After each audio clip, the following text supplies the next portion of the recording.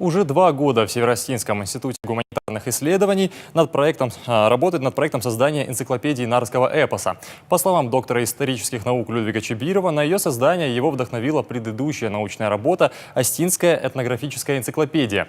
Материала благодаря Жоржу Дюмезилю, Васу Абаеву, Шамилю Джикаеву и Тамаре Хамицаевой более чем достаточно. Сотрудники института начали работать над энциклопедией, а не над словарем, как задумывалось ранее. По мнению ученых, книга будет составлена с учетом всех особенностей, которые предъявляются к подобным изданиям. Она будет иллюстрирована картинами Мухарбека Туганова и других остинских художников. Что же мы планируем вот в этой своей работе по нартовскому эпосу? Каково будет его содержание?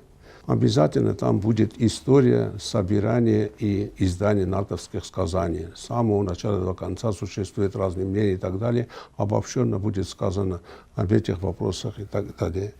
Обязательно будет рассказано о сюжетах нартовских сказаний, цикле нартовских сказаний. Все эти 4 основных цикла